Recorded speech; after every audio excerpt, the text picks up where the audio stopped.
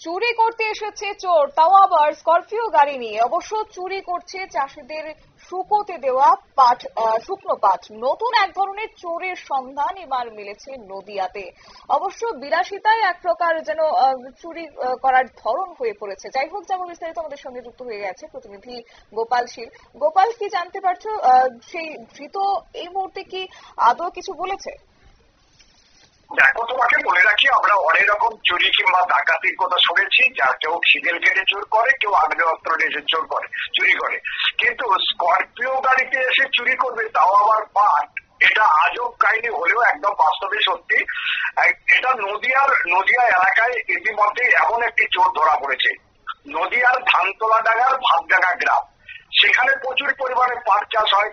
চাষিরা পাট শুকোতে দিয়েছিল, আর সেই পাট চুরি করতে এসেছিল স্করপিও গাড়িতে করে সায়ন রায় নামে এক যুবক। হাতে নাতে ধরে পড়ে এলাকার মানুষজন, শেষ পর্যন্ত পুলিশের হাতে তুলে দেয় পাট চোর সায়ন রায়কে। এবং গতকাল রাতেই কিন্তু এই ঘটনা ঘটেছে। ঘটনা বলতে বারবার পাট চুরি হচ্ছিল, কে নিচ্ছে, কে বা নিচ্ছে, সেই নিয়ে প্রশ্ন ছিল। তাই এলাকার মানুষজন কিন্তু গোপনে গোপনে ছিল। শেষ পর্যন্ত সায়নকে ধরতে পেরে তারা খুবই খুশি। তবে পুলিশ ইতিমধ্যে সায়নকে গ্রেফতার করেছে এবং স্করপিও গাড়িটিকে বাজেয়াপ্ত করেছে। তবে এখানে প্রশ্ন হচ্ছে, এই সায়ন সে কি আদৌ চুরিকাণ্ডের সঙ্গে জড়িত রয়েছে, নাকি কোন রকমের পরিকল্পনা মাফিক এই চুরি কাণ্ড চালিয়ে যাচ্ছে সে? দেখো, তোমাকে বলে বলতে এটা লাক্সারি চোর বলা হচ্ছে। পুলিশের কাছ থেকে সঠিকভাবে কিছু জানা না গেলেও মানুষ মনে করছে লাক্সারি চোর।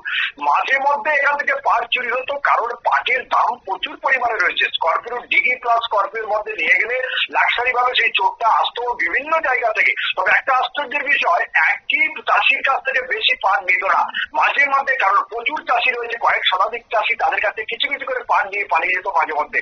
তবে সেই লাক্সারি চোরের খোঁজ নিতে গিয়ে পুলিশ অবাক হয়েছে। এই লাক্সারি চোর কিন্তু নদিয়া এলাকার চোর, কিন্তু সেই যে লাক্সারি চোর রয়েছে, চোরের বাড়িতে কিন্তু আজকে পুলিশ রেড করেছে। পুলিশ সেখানে গিয়ে দেখতে পেয়েছে বিশাল বিলাসবহুল বাড়ি রয়েছে, সেই বাড়িতে তার স্ত্রী এবং 2 ছেলে রয়েছে এবং বাবা মা রয়েছে। তবে ওই সায়ন কেন পাট চুরি করতো, পাট চুরি করে কি এত অট্টালিকা বানিয়েছে, সেটা নিয়ে প্রশ্ন থেকে যাচ্ছে। পুলিশ তদন্ত শুরু করেছে। ধন্যবাদ।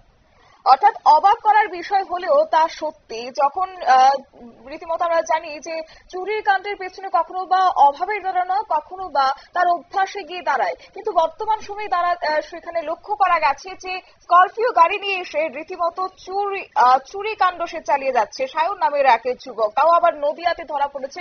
কিন্তু এই চুরি কাণ্ডের পেছনে আসলে কি কারণ রয়েছে তা এখনো পর্যন্ত জানা না গেলেও পুলিশ কিন্তু জিজ্ঞাসাবাদ করছে ধৃতকে। নিয়ে নিশ্চিত ছোট্ট একটি বিজ্ঞাপন বিরতি, সঙ্গে থাকুন।